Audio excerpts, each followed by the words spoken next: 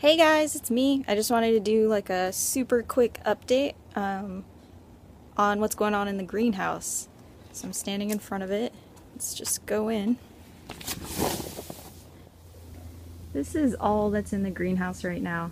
So I did install a little bit of electrical so I can run a fan, and I moved my rescue plants in because they weren't doing very well in the on the patio in front of the house.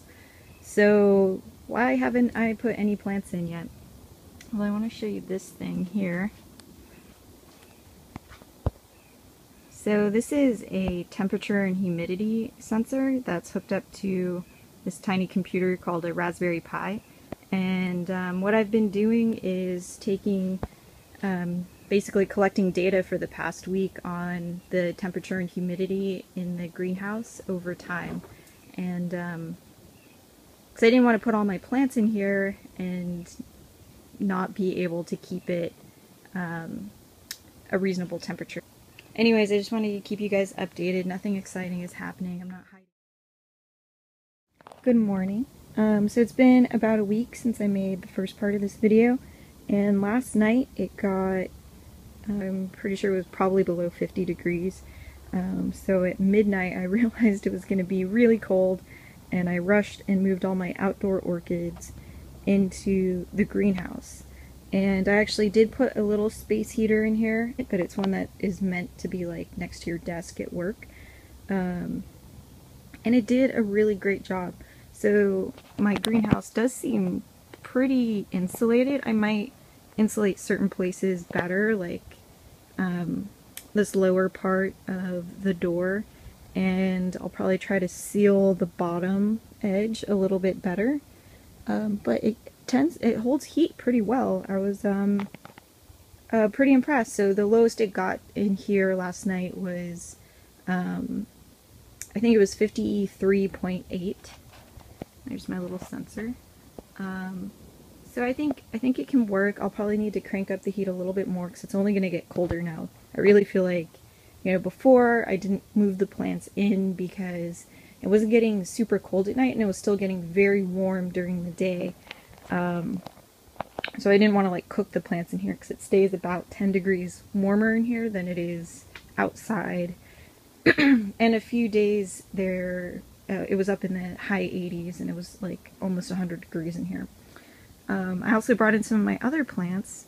This is a hibiscus. I'll put a picture up maybe over here of the flower. It's really beautiful. I've had this plant for, I don't know, 5 or 6 years and I super love it, and it always hates the winter. It looks like really terrible by the time spring comes, so I think it's going to be really happy to be in here as well. Anyway, so everybody's just on the ground right now. I just watered everyone. I think today, tomorrow, this weekend, when I have a chance, I will build the shelves that I've been planning to put in. But I really love looking at my whole collection like this. I can finally like look at everyone without knocking over, having to pull things out from the shelves and all that. And before I go, I just want to show you a couple updates of interesting stuff. So this plant here is in bud, and as you can see there, it is Caudebec by Orchidum Brabant. This is one I saw and bought back in June, and it had a sheath in June, this little sheath, and the sheath was empty, and I was like, oh, I guess it won't get anything this year. A week and a half ago I saw that there was something in the sheath, and yeah, and then the buds came out. So just because you have a sheath and the sheath isn't doing anything doesn't mean you won't get flowers eventually. I think that's the only major update. I guess I could show you my seed pod. It has a really interesting kind of geometry. It's really cool. I was reading up on these, and it seems like you have to wait like 90 to 150 days or something like that before you harvest it if you want a green pod. Since we're almost at the end of October, we're almost up to 90 days. But I have my Orchid Society meeting this Friday, so I might ask some people what I should do.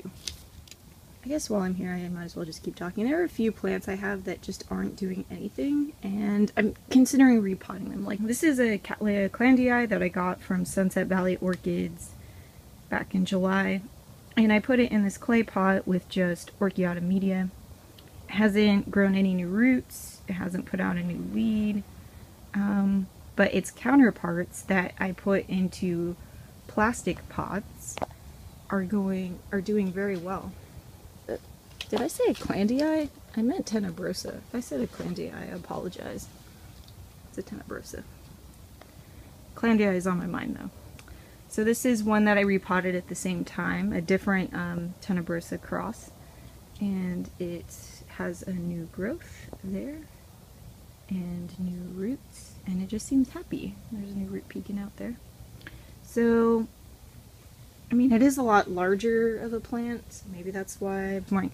My theory is that all the plants that I put, many of the plants that I put into clay pots with just bark media, they stay too dry, like, and ones in the plastic pots seem to do a little bit better for me. Maybe it's like a humidity issue. The other thing is also, like, this one that's doing really well grows in this tray with all these other plants. So maybe it's that being close to other plants, the humidity is higher because this one just sits on a shelf by itself. So I don't know, there's some questions. I'm also not super loving the clay beads that I put the, oh, I learned that it's not rupicolous, I've been saying it wrong, it's rupiculus, Lalias. Anyways, some of them are doing okay, like I have this new growth, but I don't know, I'm not loving it. It's just weird. I like bark.